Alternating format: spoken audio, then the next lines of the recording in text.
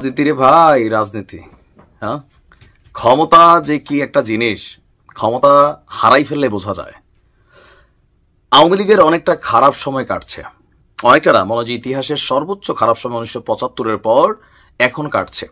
একদিকে আওয়ামী লীগের নিবন্ধনও বাতিল হয়েছে, নির্বাচনেও তারা অংশগ্রহণ করতে পারবে না, দল হিসাবে নিষিদ্ধের প্রক্রিয়া শতভাগ চলছে।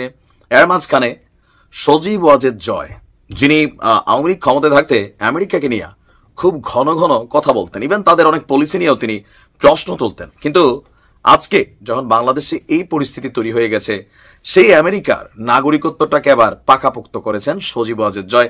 বেশ কিছু ছবি আপনার গণমাধ্যমে ভাসছে, নিশ্চয়ই আপনারাও দেখছেন। অনেকে বলছেন যে সজীব ওয়াজেদ জয় আসলে ভয় পেয়ে গেছেন, শেখ হাসিনার সন্তান হিসাবে তার সাহসের জায়গা জিরো। এটা কিন্তু সত্য। শেখ হাসিনার পোলা হিসাবে, মানে উনি যে ব্লুটুথ হওয়ার কথা, বারুদ হওয়ার কথা, খালেদা জিয়ার ছেলে হিসাবে তারেক রহমান, আর সজীব ওয়াজেদ জয় শেখ হাসিনার ছেলে হিসাবে আকাশ পাতাল। পলিটিক্সের দিকে পার্থক্য, সাহসের দিকেও পার্থক্য। যাই হোক, নির্ভরযোগ্য সূত্র বলছে গত শনিবার ওয়াশিংটন ডিসির ইউএস সিটিজেনশিপ সেন্টারে তিনি ইউএস সিটিজেনশিপের জন্য শপথ নিয়েছেন এবং পরে নাগরিকত্ব সার্টিফিকেট গ্রহণ করেছেন। সার্টিফিকেট নেওয়ার পর পাসপোর্টের আবেদন করতে হয়। শপথ অনুষ্ঠানে মোট 22 জন বিভিন্ন দেশের নাগরিক অংশগ্রহণ করেন, যেদিন সজীব ওয়াজেদ জয় ওই অনুষ্ঠানে ছিলেন। ওই শপথ অনুষ্ঠানে সজীব ওয়াজেদ জয়ের পাশাপাশি আরো 2 জন বাংলাদেশীও উপস্থিত ছিলেন, তারাও শপথ নিয়েছেন। শপথ অনুষ্ঠানে উপস্থিত একজন বলছেন, যারা বাংলাদেশী তারা বলছেন যে জয় তার একজন আইনজীবী সঙ্গে নিয়ে এসেছিলেন।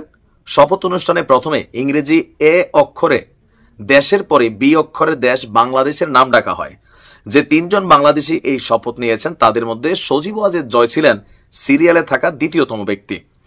দর্শক, আপনার 2018 সালে 24শে এপ্রিল সজীব ওয়াজেদ জয়ের একটি স্ট্যাটাস আজকের দিনে আবারও ভাইরাল। তিনি তার ভেরিফাইড ফেসবুক পেজে তখন দাবি করেছিলেন যে সবার অবগতির জন্য জানিয়ে রাখি, আমার কোনো বিদেশি পাসপোর্ট নেই। যুক্তরাষ্ট্রে আমার স্থায়ীভাবে বসবাসের অনুমতি আছে, কিন্তু পাসপোর্ট নেই। এখন তিনি নাগরিকত্ব যেহেতু নিয়েছেন, পাসপোর্টও নেবেন, এটা 100%।